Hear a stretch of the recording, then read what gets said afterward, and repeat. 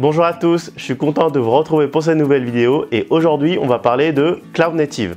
Et croyez-moi, c'est un gros sujet. En fait, la notion de Cloud Native, elle est assez complexe car elle fait appel à beaucoup d'autres concepts. Mais pas d'inquiétude, pour chaque concept que je vais aborder dans cette vidéo, il y a une vidéo dédiée sur ma chaîne pour aller plus loin et pour vous aider à mieux comprendre. C'est pas beau ça? Et avant de commencer la vidéo, je tiens à remercier Ositem pour ce partenariat. Et en quelques mots, Ositem accompagne les entreprises dans leur transformation digitale, notamment au travers de son expertise sur des solutions d'infrastructure et de cloud. Et concrètement, Ositem déploie des prestations sur mesure adaptées aux métiers et aux besoins des systèmes d'information des entreprises, comme par exemple des solutions de sauvegarde, de l'infogérance, de l'accompagnement IT, des services managés et bien évidemment des solutions cloud d'entreprise, ce qui fait d'Ositem un partenaire idéal pour parler de Cloud Native. Voilà, maintenant on peut commencer cette vidéo pour comprendre l'essentiel du Cloud Native. Allez, c'est parti, mon cookie! Cookie connecté.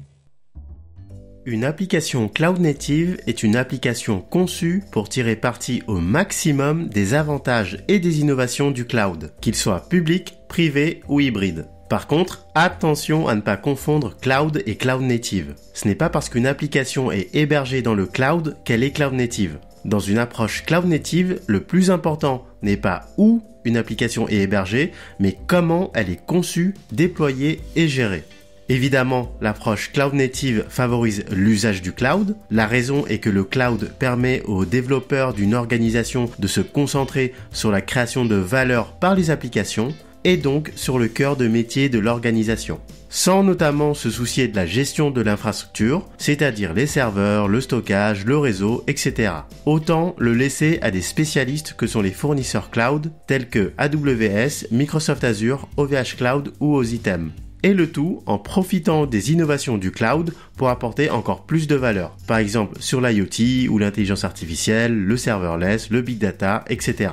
Une différence majeure d'une application Cloud Native se situe dans son architecture distribuée par rapport à l'approche traditionnelle où on avait une grosse application monolithique qui centralisait toutes les fonctionnalités. En effet, une application Cloud Native repose sur une architecture décomposée en plusieurs petits services. On parle alors d'architecture microservices. Chacun de ces services étant spécialisé dans une seule tâche et le tout va former l'application. Si on prend l'exemple d'un site de vente en ligne, on aura des microservices par exemple pour le panier, la page d'accueil, l'historique, l'inventaire, qui sont donc les fonctionnalités de l'application. Puisqu'ils sont autonomes les uns des autres, chaque microservice peut alors être modifié, mis à jour, déployé ou supprimé de façon isolée sans impacter les autres microservices.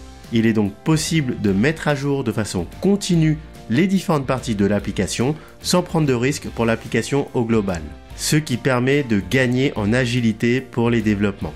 Ensuite, l'architecture microservice est très souvent couplée à la technologie des conteneurs. Le principe est d'avoir un conteneur par unité de microservice. Ainsi, chaque microservice a son propre environnement d'exécution pour héberger son code. Sauf qu'avec le temps, vous allez vous retrouver avec une masse énorme de conteneurs à gérer, à mettre à l'échelle et à administrer. Et c'est là que Kubernetes entre en jeu. Kubernetes est un orchestrateur de conteneurs qui va automatiser le déploiement, la gestion, la mise à l'échelle et la haute disponibilité de ces applications conteneurisées. Tout ça sur un cluster de serveurs, qu'ils soient physiques ou virtuels, ou situés dans différents clouds, qu'ils soient publics, privés ou hybrides. Maintenant qu'on a parlé de cette partie technique, on va pouvoir comprendre les avantages de ces applications Cloud Native et pourquoi elles sont tant convoitées. Le premier est la scalabilité horizontale quasi instantanée. Avec les conteneurs, il est très facile d'adapter le nombre de microservices en fonction du besoin, à la hausse comme à la baisse, et tout ceci quasi instantanément. Si un service est plus demandé lors d'un pic de charge, il suffit de créer plus de conteneurs fournissant ce microservice. A contrario, quand la demande de ce service diminue, il suffit de ne garder que le minimum de microservices nécessaires. L'approche Cloud Native permet aussi à une application d'être plus portable et ainsi de s'affranchir des dépendances à un fournisseur cloud. En effet, comme un conteneur héberge une application et l'ensemble de ses dépendances, comme les librairies ou les binaires, il est donc plus simple de découpler le microservice de l'infrastructure sous-jacente. Le microservice conteneurisé est capable de s'exécuter sur n'importe quelle infrastructure et donc entre clouds de différents fournisseurs cloud. C'est justement grâce à cette scalabilité accrue et cette portabilité sur différentes infrastructures qu'une application cloud native est beaucoup plus résiliente. Comme on l'a vu, il peut y avoir plusieurs instances qui tournent pour un même service, donc dès qu'une instance tombe, les autres instances peuvent prendre le relais sans dégradation de service. Tout ceci distribué sur plusieurs serveurs, voire clusters de serveurs, voire sur d'autres cloud providers, ce qui rend les architectures cloud native hautement disponibles. On se retrouve donc potentiellement avec une application avec une architecture distribuée sur plusieurs infrastructures, capable de scaler rapidement. Ensuite, le dernier atout majeur des applications cloud native est que leur déploiement, gestion et administration est automatisable. On va alors chercher un maximum à automatiser les différentes étapes depuis le développement d'une fonctionnalité jusqu'à sa mise en service en production. Et c'est pour cela que les organisations cherchent à adopter les pratiques d'automatisation dites de CI/CD ou en français d'intégration continue et de déploiement continu.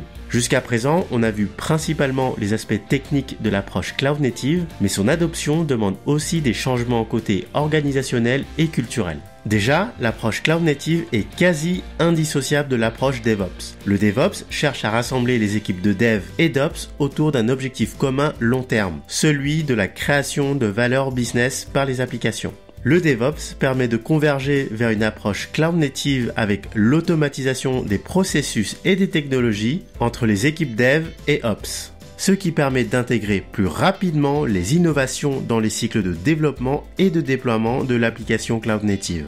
Enfin, l'adoption des méthodes agiles va permettre d'intégrer les équipes métiers dans cette collaboration avec les équipes techniques et surtout avec les développeurs. En gros, les méthodes agiles permettent aux équipes de collaborer pour délivrer en petites itérations en améliorant le produit à chaque livraison et ceci de façon continue. Avec l'agile, le changement est vu comme un moyen d'innover, ce qui est bien la philosophie de l'approche cloud native. Phew, c'est quand même beaucoup de travail pour arriver à avoir une application cloud native. Beaucoup de technologies complexes intégrées, notamment l'adoption d'une stratégie cloud first, la conteneurisation, l'architecture microservices, mais aussi beaucoup d'impact au niveau organisationnel et culturel avec l'implémentation des approches DevOps et Agile. Et du coup, on pourrait se poser la question, pourquoi faire tout ça? Qu'est-ce qui va motiver les organisations à passer au cloud native alors que ça a l'air très complexe? Eh bien, la réponse est le time to market. Pour rappel, le time to market est le délai entre l'idée initiale et sa concrétisation sur le marché.